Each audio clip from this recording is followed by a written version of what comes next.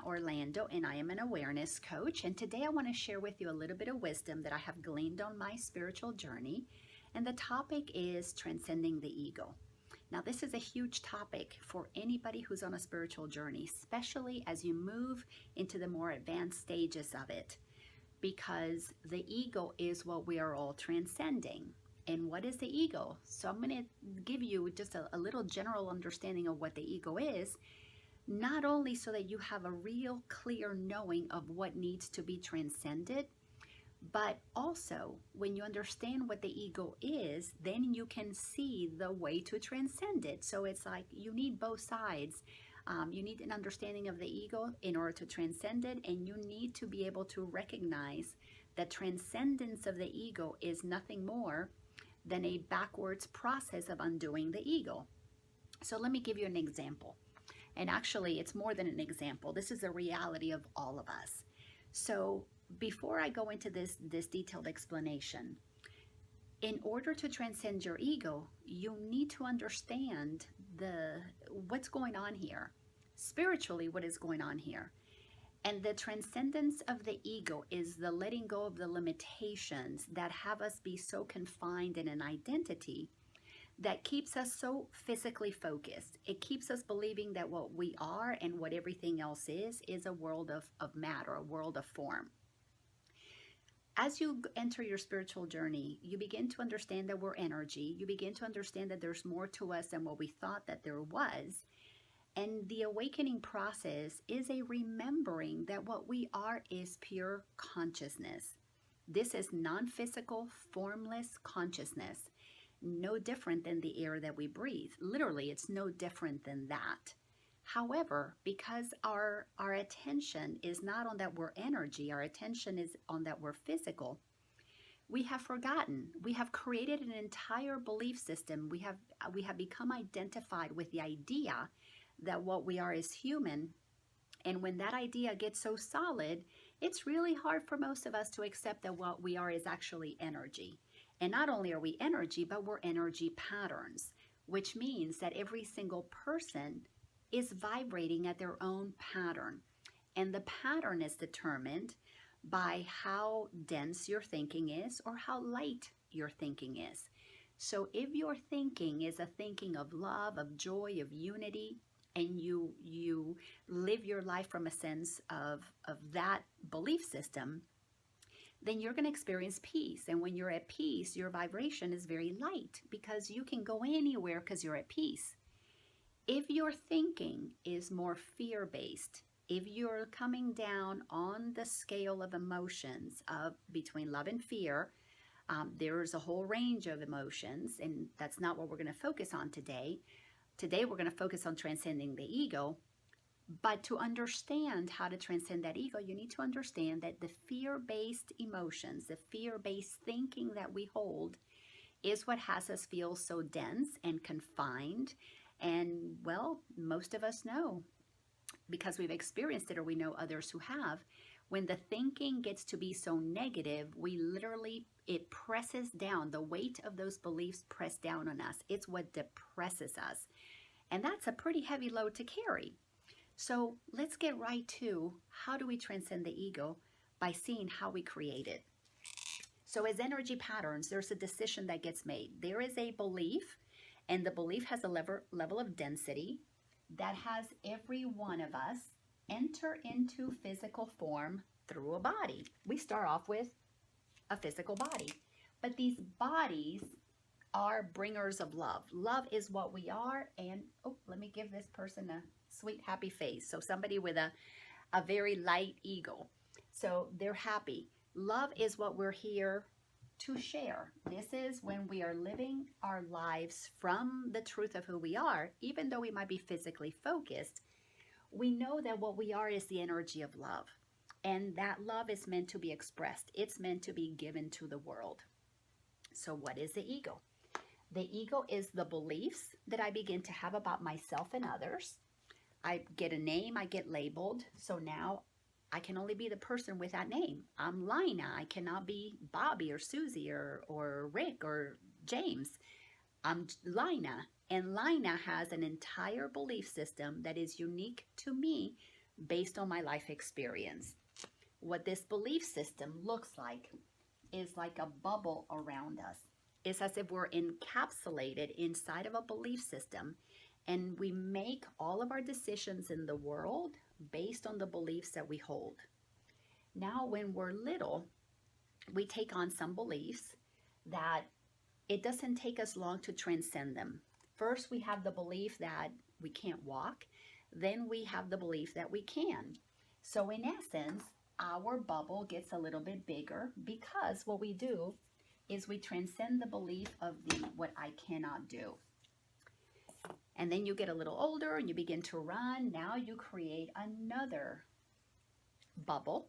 It's a little bit more expanded. You see not a whole lot more room. And you transcend the belief of what you cannot do. So life goes on and we keep creating these beliefs that we keep transcending, and it works pretty well. Now what happens is somewhere in, I'm going to say our midlife or so, maybe a lot sooner than that for many people, our beliefs become very rigid. When the beliefs become very rigid, it's hard to transcend them. We cannot let it go. We may at a very young age take on a belief in religion, and it may stay pretty solid. We may have a pretty solid belief that got formed at an early age about religion, about our sexuality, about whether we're loved or not loved. Some of those beliefs are pretty tight and rigid, but other beliefs are more flexible, and we outgrow them. We put down our teddy bear and we outgrow it, and we go get a bike, and then we put the bike down and we outgrow that belief. We get a car, and so on and so on. Some beliefs are very pliable, some are very rigid. So the ego is nothing more than all of the accumulated beliefs. So I'm going to write that this is our ego, and it's made of our beliefs. This is our perception about the world, the things that we have labeled, the ideas that we have about how things are. And when we have these solid beliefs, we literally create such a dense wall, if you will, around ourselves. The danger with this, and it happens to all of us, is that this wall leaves a lot of people out. So there could be another wonderful being over here, just as happy as we are, but if we have beliefs that somehow that one is not okay, somehow that one is out of the scope of our belief system, they're not allowed into our field, we create a sense of separation. And it's all because of the thoughts that we think. That's all that it is. If I decide that I don't like blonde people, I don't care how nice they are. If I've decided that I don't like them, they're all going to appear dangerous to me. They're all going to appear as people I don't want to be in connection with. So the process of transcending our ego is twofold. One is to begin to question what we believe about ourselves and others. To begin the process of saying, is this belief really true? Where did I pick this up? Is this my mother's belief? Is this my father's belief? Is this what the church taught me? Is this what I learned from the government? Where did this belief get picked up so that I can return it? Basically, that's what we're doing, is we're just saying this worked for me at one time, or this works for you, Grandma, but it doesn't work for me anymore.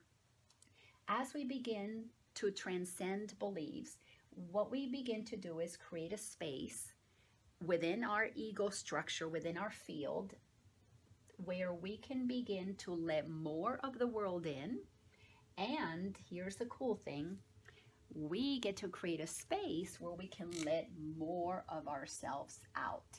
Because when we make our beliefs less rigid, we become less rigid. We become more available to engage with life. Now, ultimately, this spiritual journey is about, at some point, and again, you have to be comfortable enough, you have to create enough openings in your belief system so that you allow for more of the truth of who you are to register with you. And the more of the truth of who you are that registers with you, the more you are radiating what you actually are, which is the essence of love. And the more you radiate that love, it's because you are feeling pretty safe in the world. your ego has began to lose its density. Our beliefs are not so rigid. We let more of the world in because we're loving more of the world. Transcending our ego, as I said, it's a process of beginning to look at the beliefs going backwards, but it's also the process of beginning to acknowledge what we are. Through the process of meditation, through the process of walking in nature, and by the way, awakening is a process of grace. It begins to happen in you, and life, creator, God, whatever you want to call the energy of all that is, gives us these moments of grace where we begin to feel this desire to express, to expand ourselves.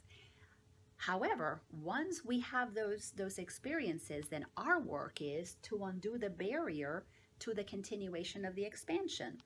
So it's as if creator inside of us wants to push out, and we, the conscious awareness that we are, as we begin to awaken, need to move the barrier. We need to undo the blockage, the stuff that gets in the way, which again is our beliefs. I hope this is helpful. I certainly love sharing everything that I'm discovering.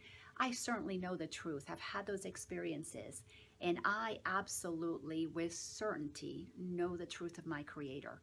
I know it for myself. I don't always live it because I still have some ego beliefs that get in the way, but now I can quickly transcend them, because why would I want to block love from expressing itself? It feels way better to be the presence of love than it is to be the presence of judgment and put up a wall. So through a lot of years of practice, I know that the more I've let go of my beliefs, the more I've transcended a limited sense of myself, the more expanded I feel. The more expanded, the more at one I can feel myself with all that is.